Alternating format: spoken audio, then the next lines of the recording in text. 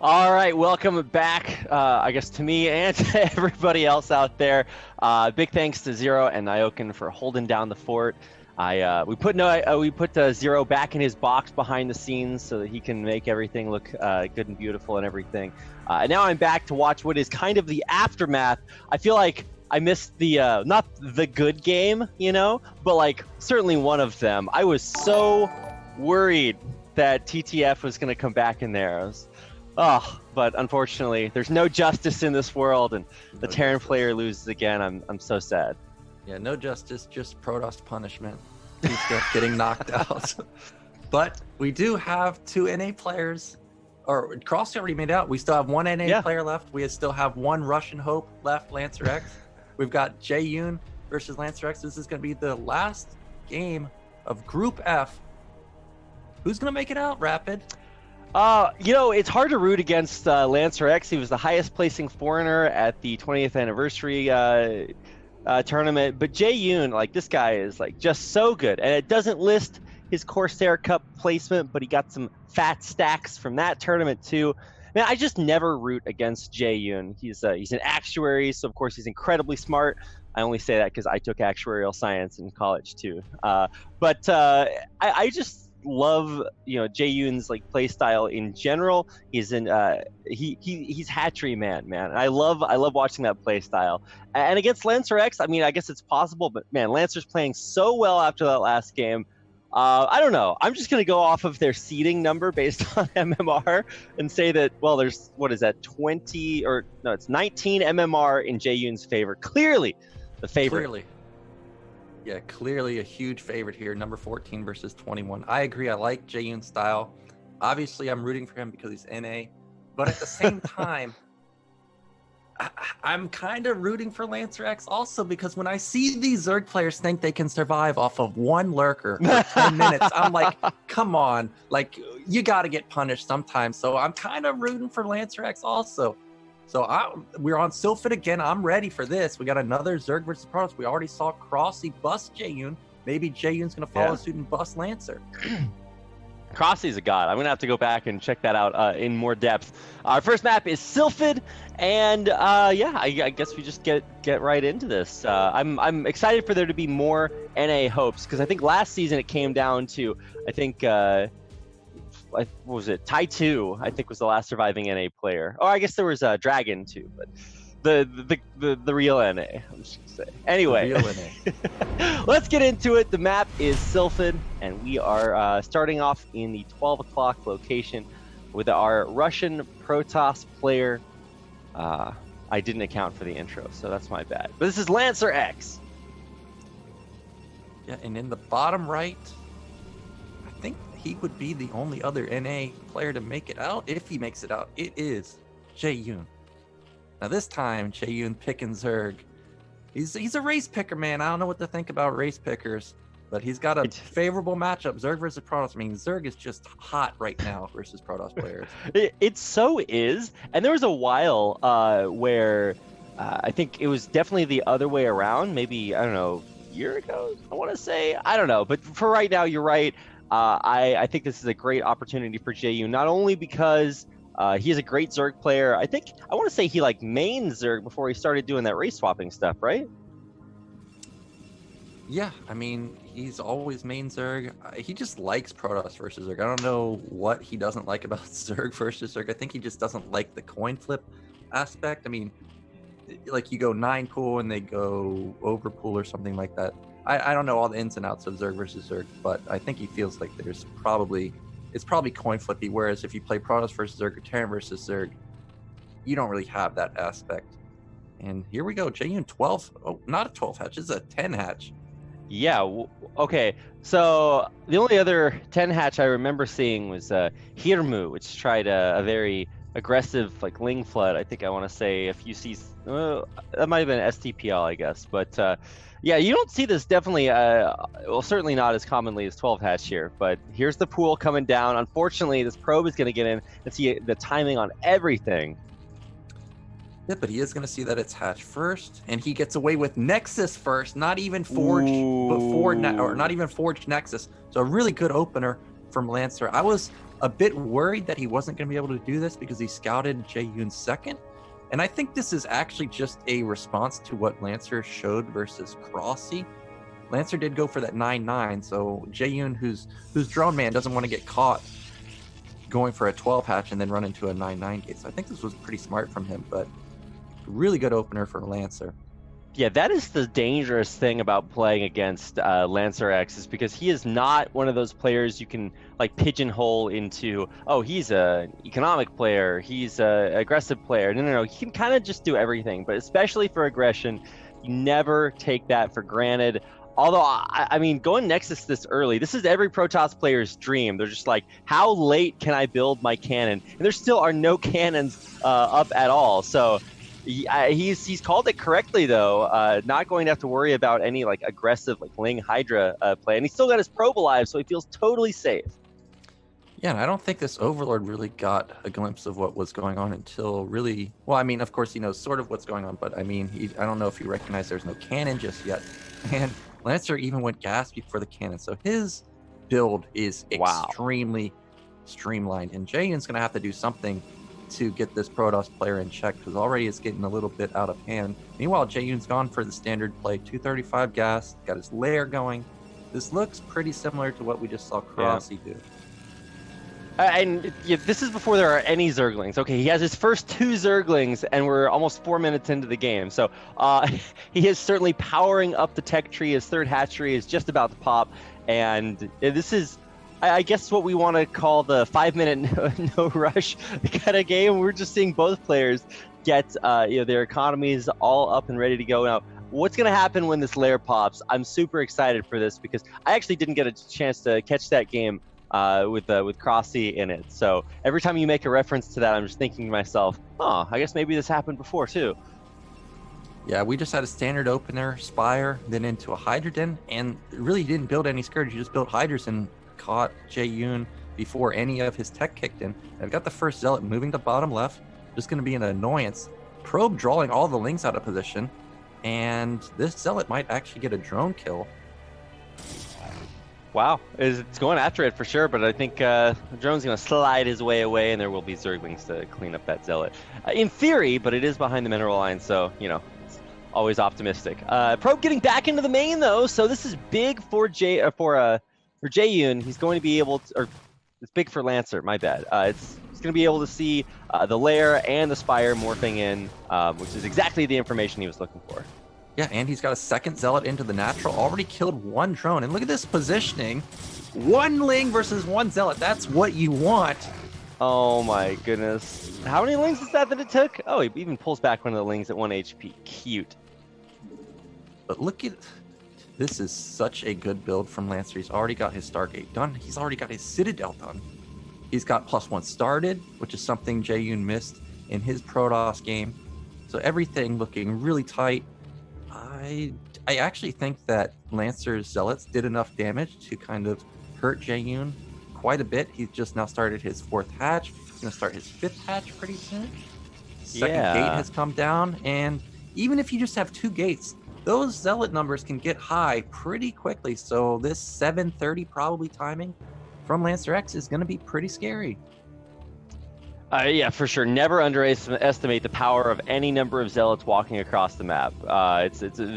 Especially if you had your economy, like, I don't want to say disrupted, but yeah, those Zealots were actually pretty annoying for the cost, So we're going to finally get a chance to see the soft, I don't want to say contain, but Jaeyun getting out on the map to make sure that he has enough room to macro up behind this. He did actually make a couple pair of Scourge here, and he's going after not only the Corsair that was in his base, but maybe the next one too. He's going to cut it off, gets 1, almost the second one to connect, but Scourge are the dumbest units in the game. Yeah, lancerx did a good job controlling that Sair. Now, I don't think he needs to move out with these 4 Zealots. He needs to just wait for his speed, wait for +1. +1 is about a minute and 15 away. First few Hydras are coming out. But Jaeyun's ready for it. I don't think he's going to take much damage now that I'm seeing the positioning. Sylphid, look at this high ground on the 3rd base. In the Sim City, like, the Sunken can range from high ground. Then you have to deal with the Evolution Chamber. Look at the position of the Larva. Oof. That also limits the Zealots coming in. I really did think that Lancer would have a good timing, but now that I'm looking at how tight this third base is, I don't think it's really going to do much.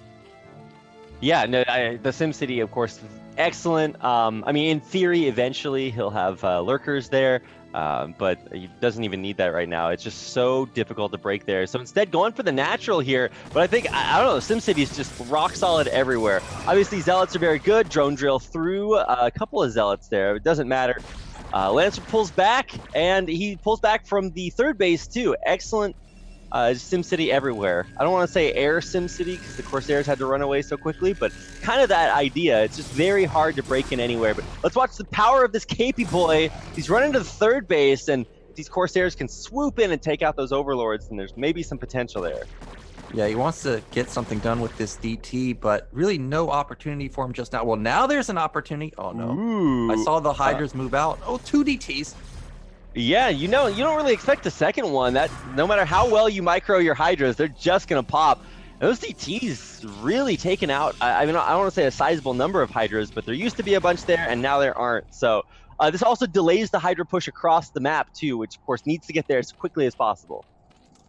Yeah, I'm constantly looking at this third base of Jaeyun. Every time I see Hydra move out, I get a little worried. But he's always got 5 just sitting here. DTs cannot find an opening there. And meanwhile, Lancer's got +1 weapon now. He's got a decent Zealot count. He's got 4, 5, 6 gate. Ooh. And this Zealot count is actually starting to get pretty worrying. I think he's up to like 11. Oh my god. Okay, don't run in there. That is, you are not allowed. No trespassing on my lawn. 4 cannons, Storm. Ugh. I mean, both players just really rock solid. But now we're going to test the third base again. 1 Corsair going down, but there's only a finite amount of Hydras. Oh, target fire on the DT. Takes one out immediately. And there's too many Hydras on the high ground to break the third base. Yeah, those 6 Hydras just rocked that DT. I thought for sure those Zealots are just going to steamroll, but the AI got jacked up. They're not getting good surface area. DT going to the natural, gets taken out. And that's a lot of the control of lancerx down the drain. He's got 7 gate now, but he doesn't really have any Templars. He's got 1 Templar right now, and Jaeyun's starting to amass a sizable Hydra ball. I was actually really surprised. He had that 1 Templar with just enough energy to storm in the perfect location. He gets the money storm off, but he has nothing else. So let's watch the middle of the map. This is where they're actually fighting. The speed is finished for these Zealots that are running up on the Hydras, but I mean, I don't think Jaeyun really has to fight right here. If he can get back to his base while only losing maybe a couple Hydras, he should be totally fine because the mutas are out. Surprise! Yeah, mutas are out, just like what True Touch does every time those Sairs are gone. Mutas are coming, and he's going to get a Templar for free. All these Zealots are isolated. This is 12 Zealots, and this is not the moment that you want to be dealing with mutas because lancerx was setting up to expand. This cannon's gone. The Templars are just roaming around the map barren. Like, there's no support. If they get caught, there's no punching power to Lancer's army. It's just pure Zealot. Oh, they're gonna get caught. Yeah, exactly. They're gonna get caught. They're like literally contained on this. It's not even high ground. Storm does go off on the mutas to soften them up a little bit, but the Templar dies, which is kind of mission accomplished for these mutas. Look at the concave of the Hydras. There's just no way that you can break in there. So the Zealots have to run all the way back home. They're gonna die. At least a few of them are. To these mutas, and man, Jaeyun just killing it right now. Yeah, all of his econs exploding. He's just realized he's got good map control at this point. Had a big drone cycle at his third base. So, oh, another Templar goes down. This Sair's even gonna get picked off. Oh, almost gets picked off. Oh, he does get picked off by the splash. And wow, Jaeyun is just gonna end it right now. More of the Templars going down. Yeah, he kills another one. Oh, okay, he has. Jaeyun is a man of mercy. He lets one of the Templar live, but he's not letting much else live. He does lose a few Hydras, but that's all the Zealots gone. I mean, not all of them, but they're pretty much useless. There's 4 cannons behind here, so maybe that can allow lancerx to hold on again. But good luck getting to third base, my dude. Yeah, like, what do you do? Oh, I just looked. I was wondering, where are the lurkers? Jaeyun just now starting lurkers. If he had lurkers right now, you just set up like 5, 6 lurker contain. Protoss is never getting out. I mean, I don't think it matters at this point because we've got +1 Hydras, so many of them. And now Lancer's so desperate, he's even thinking about taking the mineral-only base. What happened to the mutas? Did he actually lose all of the mutas? think that they all went down, but if they did, or if they didn't, I was just going to say the back of Lancer's base is completely wide open. There's zero way he gets back to defend anything there if you like run the mutas in at that point. He does have, I think, like maybe 1 or 2 left, so a little bit anticlimactic there, but there's just no way that, I mean, Lancer's going to try to take this third base, I guess, because he has to, but this is very dangerous. Yep, meanwhile, Hive has just started for Jaeyun. He's got a macro hatch going up. A little surprised he hasn't taken a 4th base or even the high ground base near him.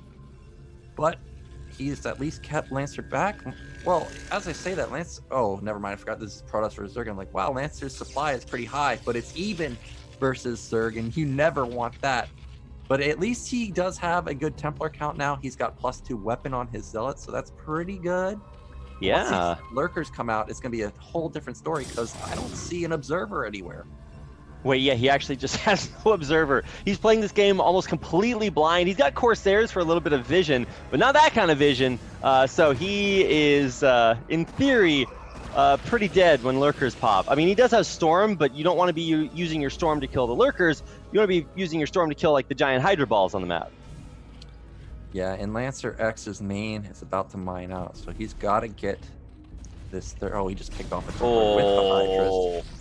Before it could Storm too. Gosh, these moves by Jaeyun.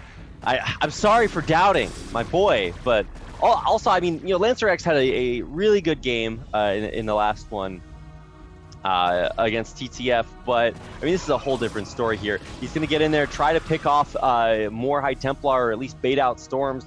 Only loses a couple of Hydras for that one.